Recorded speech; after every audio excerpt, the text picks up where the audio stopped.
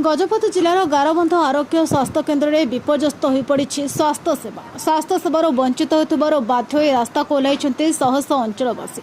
पारलाखेमुंडी ब्रह्मपुर मुख्य रास्तार गारबंधଠାରେ अवरोध कर विक्षोभ प्रदर्शन कर स्थायी डाक्तर फार्मासिस्ट नियुक्ति स्वास्थ्य केन्द्र आंबुलांस नियोजित 24 घंटा मेडिकल खोलिबा भली दाबी रखी सकाळ 7 घंटा 11:30 पर्यंत दीर्घ 4.5 घंटा धरी रास्ता अवरोध करथिले। एसो गारबंध ग्रामवासी स्रोतप्रभूत भाव में निज निजर दोकान बजार बंद रखिथिले। दाबी थिला उत्तम स्वास्थ्य सेवा सह समस्त व्यवस्था जोगाई देबा।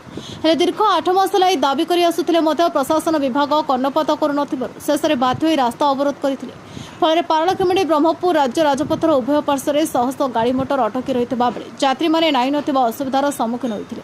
दीर्घ 4 घंटार ऊर्ध्व समय धरी रास्ता अवरोध होता खबर पाई जिला प्रशासन पक्षर पारलाखेमुंडी उपजिलापाल अनुप पंडा, पारलाखेमुंडी तहसिलदार नारायण बेहरा, जिला स्वास्थ्य विभाग पक्षर जिला जनस्वास्थ्य अधिकारी डाक्तर प्रदीप कुमार महापात्र एवं पुलिस प्रशासन पक्षर पारलाखेमुंडी उपखंड आरक्षी अधीक्षक माधवानंद नायक घटनास्थल में पहुंची आंदोलनकारी दीर्घ घंटा धरी बुझासुझा करथिले मध्य निर्भरयोग्य प्रतिश्रुति तथा दाबी पूरण न हेबा पर्यंत हटिबु नाही बोली जिद धरिथिले। शेषर प्रशासनिक अधिकारी मेडिकल कर्तृपक्ष आपस आलोचना पर दाबीगुड़ी को शीघ्र पूरण कर प्रतिश्रुति पाइबा पर रास्ता रोकरू हटिथिले आंदोलनकारी। प्रतिश्रुति मुताबक तुरंत अतिरिक्त डाक्तर फार्मासिस्ट को डेपुटेशन नियुक्त कराजिबो एवं यार किछि दिन पर नियमित कर्मचारी को नियुक्त करने व्यवस्था कराजिबो बोली प्रतिश्रुति देथिबार जणापड़िछि। गजपति जिलार भास्कर सिंह रिपोर्ट, न्यायवती टीवी।